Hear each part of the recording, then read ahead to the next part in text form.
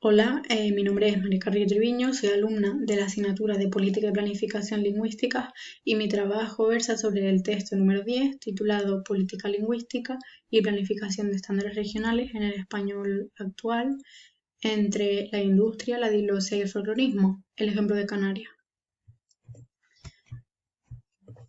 Bien, para empezar, este es el índice de mi trabajo que muestra los puntos que se trabajarán en él. Ahora sí, la primera parte de mi trabajo consta de un texto periodístico titulado ¿Delata inseguridad un canario cuando habla usando vosotros en vez de ustedes? Y en este artículo se expone la idea de la inseguridad lingüística que sufren algunos hablantes canarios, por la cual abandonan una de las características lingüísticas del español hablado en Canarias, como es el uso de ustedes en lugar del vosotros, utilizado en el español septentrional. He escogido este artículo porque me parece un buen ejemplo para introducir el texto científico del que se hablará posteriormente,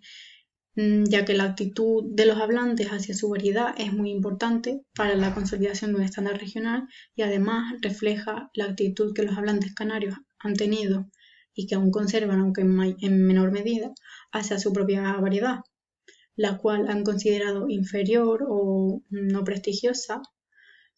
frente a otras como el español septentrional. Se demostrará con el texto científico que esta actitud de los hablantes canarios hacia su propia variedad está cambiando. Bien, pasamos ahora al texto científico ya mencionado. Su autora es Laura Morgenthaler García y aunque no aparece mucha información sobre ella, sí que se puede encontrar que estudió y se licenció en Filología Hispánica en la Universidad de La Laguna, en Tenerife, y posteriormente hizo un doctorado en la Universidad de Bremen, cuya tesis tiene por título Identidad y pluricentrismo lingüístico, hablantes canarios frente a la estandarización. Estas son algunas palabras clave que contiene este texto y las que podemos ver que contienen un asterisco a su lado es porque son conceptos más amplios que explicaré más adelante. El tema de este texto son los estándares regionales en el español actual y su objetivo es analizar las actitudes de los hablantes del español de Canarias como reflejo del proceso de cambio en el eje del prestigio y las modificaciones que se producen en el continuo lingüístico con la constitución de nuevos estándares regionales. Para ello, el texto está dividido en varios puntos. Para empezar, una introducción en la que la autora explica brevemente la situación en cuanto a la política lingüística del español, la cual se está viendo afectada tanto por las cifras económicas que implica como por la emergencia de variedades de prestigio, tanto a nivel internacional como en el propio Estado español, y expone el objetivo de su artículo que ya hemos mencionado. Continúa hablando sobre la economía y política del español actual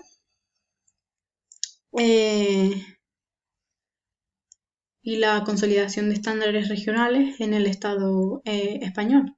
lo que lleva a la autora a explicar el concepto de diaglosia, poniendo como ejemplo el español de Canarias, mencionando el establecimiento de un estándar regional y de su política lingüística. Y por último, la autora hace una recapitulación y concluye su artículo.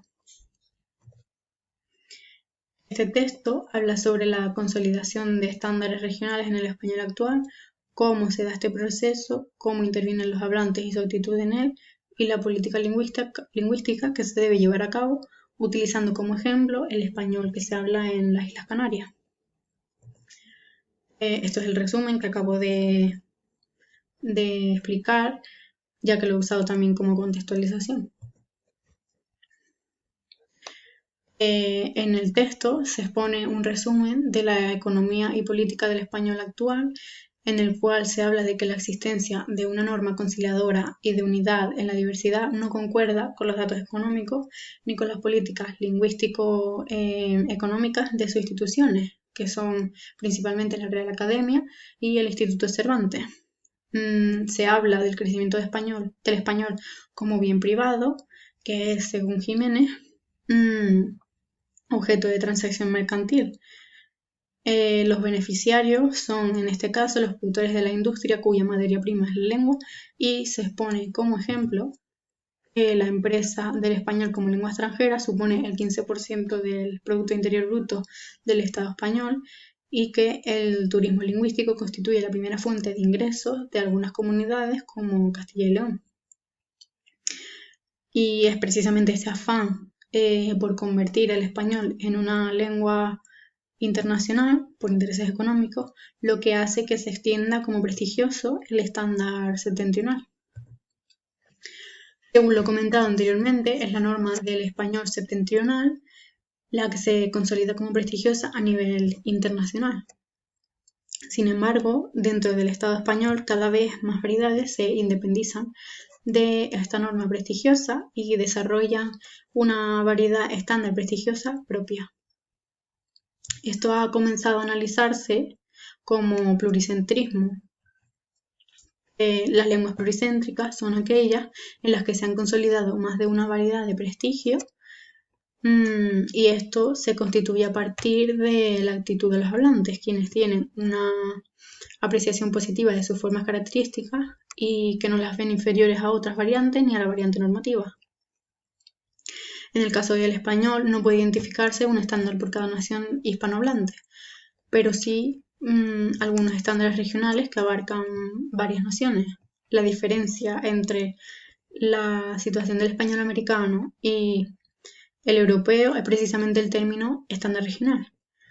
ya que mientras que en el primer caso regional hace referencia a un territorio que abarca más de una nación, en el segundo se trata de territorios dentro de un mismo país. El primer caso, por tanto, puede definirse como pluricentrismo, mientras que en el segundo se duda de si es posible hablar de pluricentrismo dentro de un mismo Estado. Es por ello por lo que resulta de gran interés mencionar el concepto de diaglosia de Auer.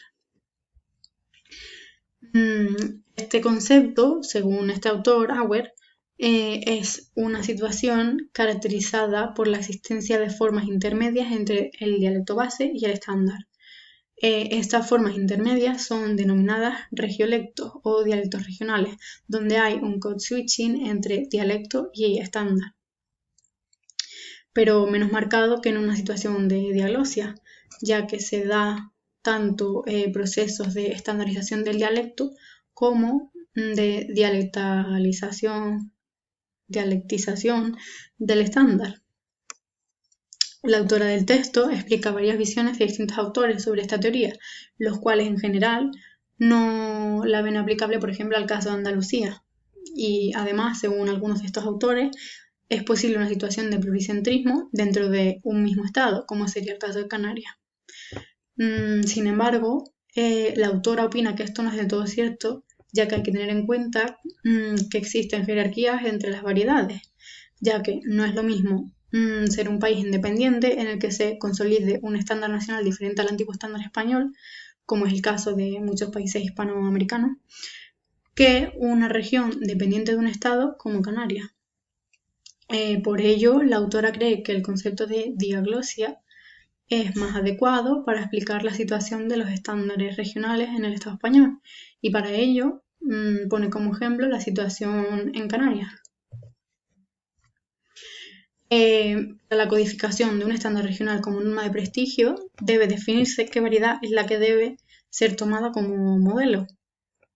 Esta debe ser diferente del estándar estatal y de los dialectos más vernáculos. Sin embargo, se dice que la fragmentación y la diversidad de las distintas hablas insulares y la actitud de inseguridad de los hablantes canarios,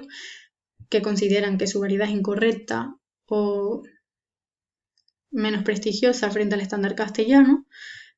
impiden la consolidación de un estándar regional, lo que para la autora del texto puede ser puesto en duda, porque, según esta,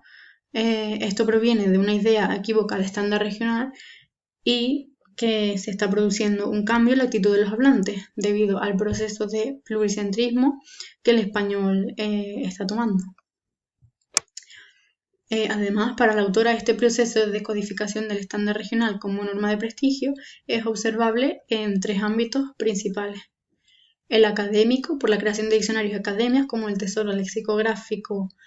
del Español de Canarias y la Academia Canaria de la Lengua, el ámbito político institucional por la financiación de la Academia Canaria de la Lengua por parte del presidente de Canarias, y los hablantes por la revaloración positiva de su variedad que la autora ejemplifica por medio de fragmentos de entrevistas que ella misma proporciona en el texto. Y esto último se manifiesta por la resistencia hacia un proceso de asimilación al español prescriptivo, y por la defensa de la propia variedad. Además, la autora hace referencia a la política lingüística de Canarias, poniendo en duda si se puede considerar política lingüística o, en su lugar, política folclórica. Esto es debido a que con el boom del turismo de masa se ha producido una deslocalización de las prácticas socioculturales, lo que ha llevado a una necesidad de reidentificación grupal y cultural. Sin embargo, como demostró con las entrevistas de los hablantes, estos no se identifican con esta reidentificación cultural, ya que lleva a una reconstrucción rural de las hablas canarias, y tampoco lo hacen con el estándar peninsular. Es decir, los hablantes poseen una actitud de resistencia hacia un proceso de convergencia hacia el estándar peninsular, pero tampoco se sienten identificados con las variedades más vernáculas. Según la autora del texto, para que este cambio de actitud se refleje legislativa e institucionalmente, debe reconocerse con qué métodos, de qué manera y qué aspecto exacto debe tener esta planificación lingüística en Canarias. Se necesita un estudio concreto, amplio y riguroso en el que estén implicados distintos sectores y expertos, como es común en la planificación lingüística. Esta planificación, además, no puede partir de una actitud folclorista. Bien, como conclusión, como hemos podido ver, se está produciendo un cambio en la actitud de los hablantes en Canarias. Sin embargo, creo que esto es algo que no solo ocurre en Canarias, sino que está pasando en muchas comunidades cuya variedad se diferencia del español septentrional. No sé si será posible cambiar la norma considerada como prestigiosa, debido a que esto se ve afectado por el interés político y económico, como ya hemos visto, pero me parece que se están dando pasos en buena dirección, ya que bajo mi punto de vista, tu manera de hablar, o sea, tu variedad, no determina el registro en el que hablas, sino el uso que tú le des. Es decir, en toda variedad diferenciada de la septentrional existe un registro formal y uno informal, como ocurre en esta misma, por lo que no es tu forma de hablar la que es prestigiosa o no prestigiosa, sino tu registro dentro de esta, y ya sé a quién te diriges. Y para terminar, he elaborado un pequeño crucigrama con aspectos relacionados con mi presentación, que está disponible en este enlace. Y estas son las referencias bibliográficas de mi presentación. Y eso es todo.